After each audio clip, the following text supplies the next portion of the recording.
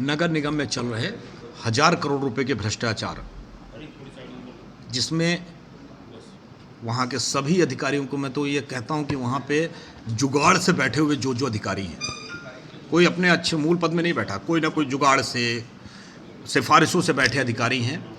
करोड़ों करोड़ों रुपए लगने के बावजूद शहर की एक रोड, एक नाली, एक वार्ड 1000 करोड़ रुपए खर्चा करने के बावजूद नहीं बन पाया है। और जो चीज़ों को बनने की दुहाई देते हैं, कहते हैं मैंने नेक्टर झील बना दिया, इसमें आम आदमी बिना पैसा दिए नहीं जा सकता।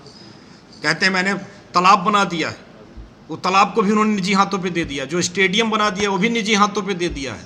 और सबसे बड़ी बात कि इनके द्वारा किए गए कोई कार्यों की कोई समय सीमा नहीं। कोई ये दावे के साथ नहीं कह सकता साहब ये हमारा 4 महीने का समय था, 4 महीने में इसको पूरा कर दिए।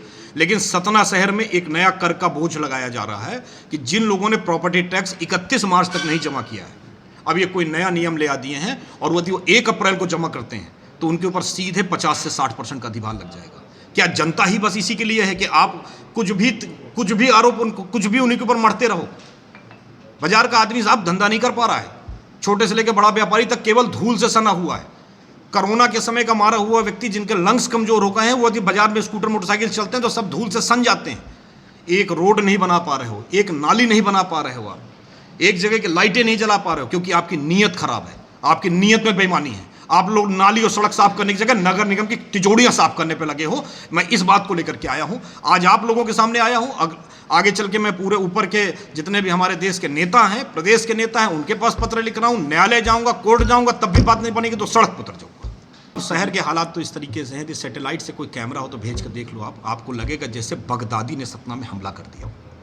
हर तरफ टूटी हुई रोडें, उड़ती हुई धूल, बेशरम प्रशासन, केवल भ्रष्टाचार भ्रष्टाचार भ्रष्टाचार। और एक गैंग बनाया गया है।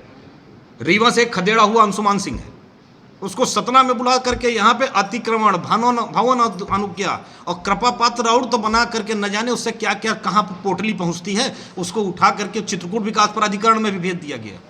कहें वहाँ का भी जाओ, वहाँ से भी लूट खसोट के लाओ। इन लोग तो राम को भी नहीं छोड़ रहे हैं अब अधिकारी। तो इनकी शिकायत मैं ऊपर तक करूँगा।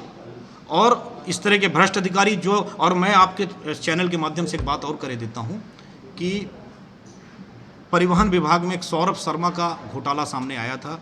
करोड़ों रुपए वो लेकर के दुबई में भी घर बनाया था। यहाँ के भी अधिकारियों के साथ जांच की करवा लीजिए, मैं जांच की मांग भी कर रहा हूँ। ये अंशुमान है कि हाँ 100-200 करोड़ रुपये की चीज़ निकल आएगा, क्योंकि ये गिरोह बना करके पहले तो नगर निगम के ही जगहों पर अतिक्रमण खुद करवाते हैं, खुद बताते हैं यहाँ पे ठेलिया रख लो, यहाँ पे अपना दुकान बढ़ा लो। फिर इनका गिरोह है 100-200 लोगों का, वो शाम को किसी से 50 रुपया, किसी से 150 रुपया। फिर जिस दिन अतिक्रमण चलता है उस दिन 10% बढ़ा देते हैं। इनका सिस्टम है कि जिस दिन अतिक्रमण होगा फिर उसके बाद 10% बढ़ जाएगा। तो ये केवल खून चूसने का काम कर रहे हैं और इसके अलावा कुछ नहीं। भ्रष्टाचार में पूरी तरह से लिप्त है नगर निगम। क्योंकि सत्ता भी आपकी है और आप उस दल में भी है। नहीं, ये मेरा कोई राजनीतिक नहीं है, ना मैं कोई राजनीतिक व्यक्ति के ऊपर उंगली उठाने के लिए आया हूँ। पता है ना कि भी मैं इसमें पत्र लिखूंगा।